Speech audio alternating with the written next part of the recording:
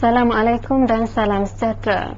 Saya Siti Zaini Mat Hussein bersama anda dalam berita hari ini edisi 15 Januari 2008. Sebelum mulakan berita hari ini, kita dengar ulasan tajuk akhbar.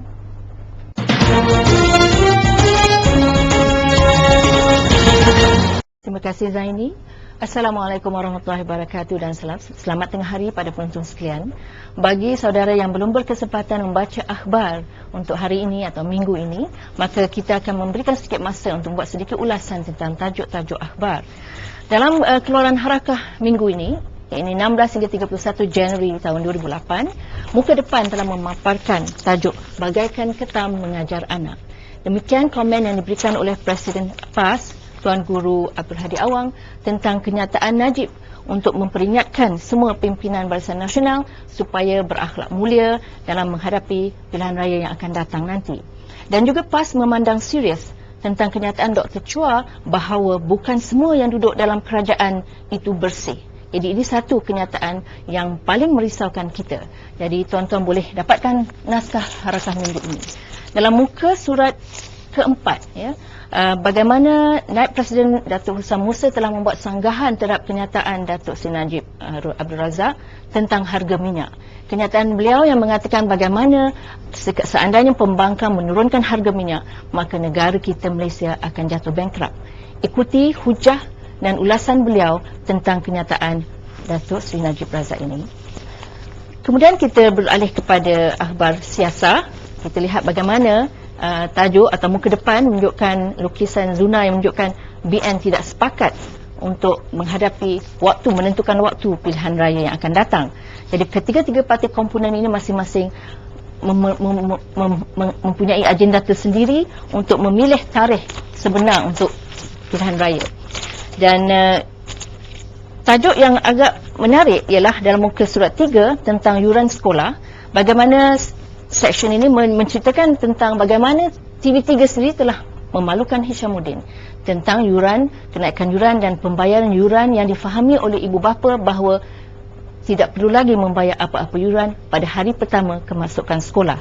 Tuan-tuan dan puan-puan, banyak lagi perbincangan dan artikel yang membawa kepada pemikiran yang kritikal di dalam harakah dan siasat. Dan dalam akhbar biasalah hari ini banyak tertumpu pada kes Tip Vitilingam dan juga usaha polis untuk mencari penculik adik Syarlini. Apapun, diharapkan tuan-tuan dan puan-puan akan mencari masa untuk mendapatkan harakah siasat dan harakah untuk minggu ini. Jadi saya rasa sekian dahulu buat seketika. Kita kembali kepada Zaini untuk berita selanjutnya. Di Mahkamah Jalan Duta semalam bermula siasatan Suruhanjaya Diraja terhadap skandal klip video Lingam. Dalam siasatan itu, beberapa ahli politik dan bekas hakim hadir untuk memberi keterangan berhubung dakwaan berlaku rasuah dalam badan kehakiman.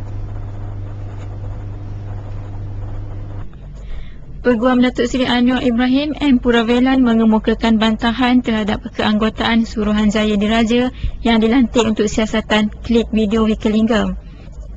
Bantahan berkenaan menggamatkan Dewan Perbicaraan hari pertama siasatan kes skandal Peter Linggam di Mahkamah Tinggi Jalan Duta semalam. 3 panel iaitu bekas Hakim Besar Malaya Tan Sri Haidar Mohamad Noor, bekas Hakim Besar Sabah dan Sarawak Tan Sri Steve Shim Lik Kiong dan bekas Peguam Syariah Negara Puan Sri Zaitun Zaviah Putih. Perbicaraan ini walaupun dijalankan secara tertutup, tetapi orang ramai yang ingin mengikuti prosiding tersebut boleh memohon pas kebenaran untuk mengikuti siasatan Suruhanjaya Diraja itu. Prosiding perbicaraan yang dimulakan sekitar jam 10 pagi akan berlangsung selama 2 minggu sehingga 22 Januari ini. Kopi bersih, kopi rakyat, kopi pracampuran. Dapatkan di pasaran. Keluaran Aulamah Enterprise.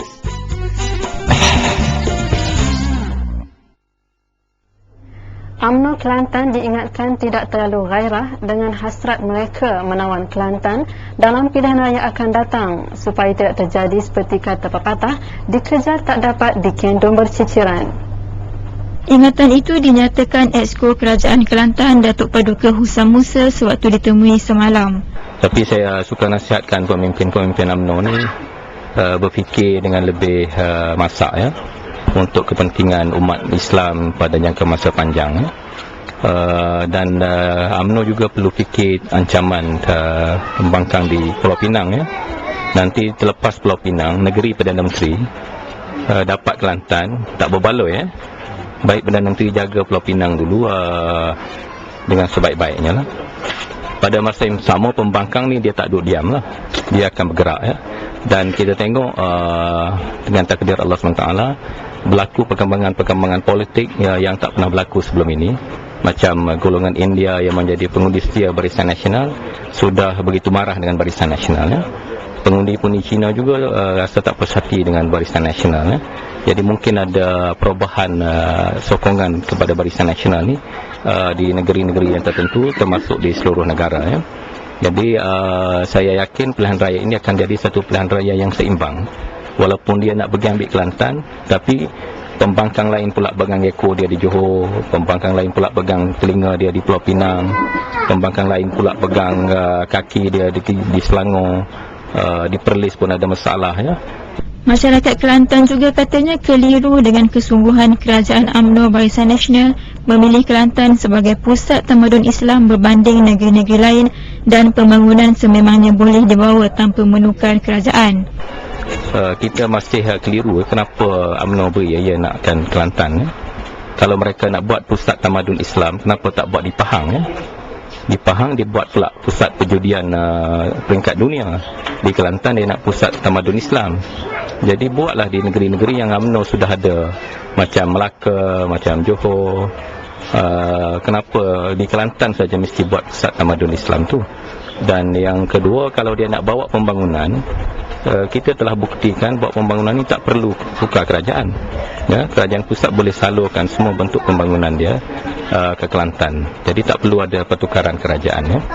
Ditanya sama ada PAS akan menambah bilangan calon wanita dalam pilihan raya akan datang, ini komen beliau. Bukan saja di Kelantan dah kita akan letak calon wanita, di seluruh negara pun kita akan letak calon wanita. Dan tujuan kita letak ni ialah untuk membolehkan mereka berperanan ya, dalam masyarakat, dan juga membantu kerajaan menggubal dasar-dasar yang lebih menyeluruh meliputi kepentingan wanita ya. Jadi calon ini mestilah orang yang berkebolehan, yang ada kemampuan. Sekian dulu berita untuk hari ini. Pastikan temu janji anda bersama kami kembali jam 5 nanti. Assalamualaikum dan salam sejahtera. Kopi bersih, kopi rakyat, kopi pracampuran. Dapatkan di pasaran. Keluaran Aulamah Enterprise.